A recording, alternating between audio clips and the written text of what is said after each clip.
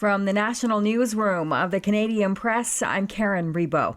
Elections Canada says it has decided to pause counting of special ballots from yesterday's federal election until a little later this morning.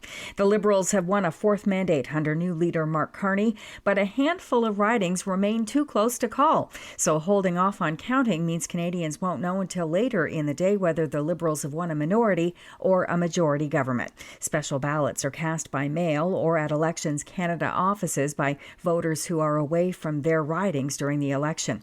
One of those super close ridings is Conservative leader Pierre Poilievre's, where he was trailing his Liberal rival in Ottawa's Carleton riding.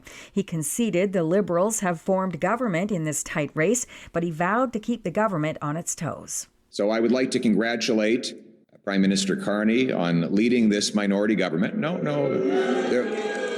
We'll have plenty of opportunity to debate and disagree. But tonight we come together as Canadians. Liberal leader Mark Carney is now an elected Prime Minister.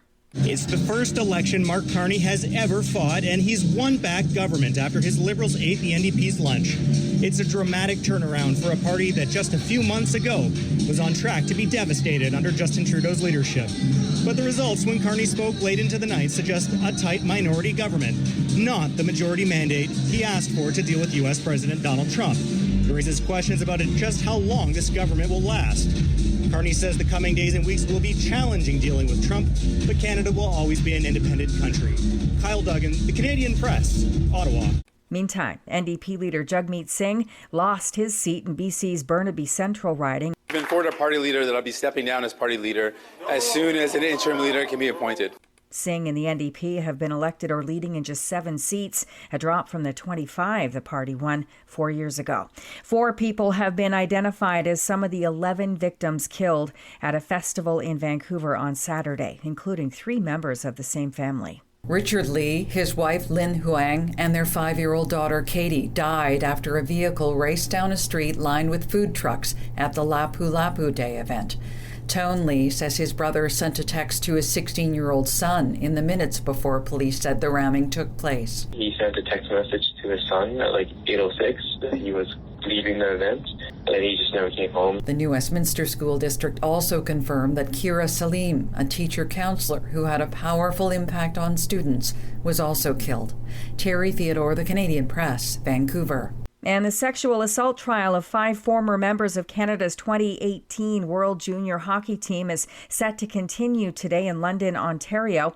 Jurors heard the detailed allegations against the players yesterday as the Crown made its opening submissions. This is the Canadian Press. In sports, NHL playoff action last night saw Wyatt Johnson score 9 seconds in for Dallas's quickest goal ever to open a playoff game, and he added another later to help his Stars beat the visiting Colorado Avalanche 6-2. It gives Dallas a 3-2 lead in their best-of-7 series. The Florida Panthers stormed from behind to beat the Tampa Bay Lightning 4-2. It gives Florida a 3-1 lead in their first-round series. The Battle of Ontario picks up again with the playoff fight heading back to Toronto tonight. The Ottawa Senators survived the last game against the Maple Leafs, earning a 4-3 victory to stay in the hunt while cutting their series deficit to 3-1. 3 other games will happen tonight, including the Edmonton Oilers visiting the Los Angeles Kings. That series tied up at 2. And in baseball, the 13 and 15 Toronto Blue Jays open a 3-game series tonight against the visiting Boston Red Sox. From the Canadian Press, I'm Karen Rebo. Thanks for listening. Don't forget to follow and subscribe. For more of today's top stories, visit thecanadianpressnews.ca.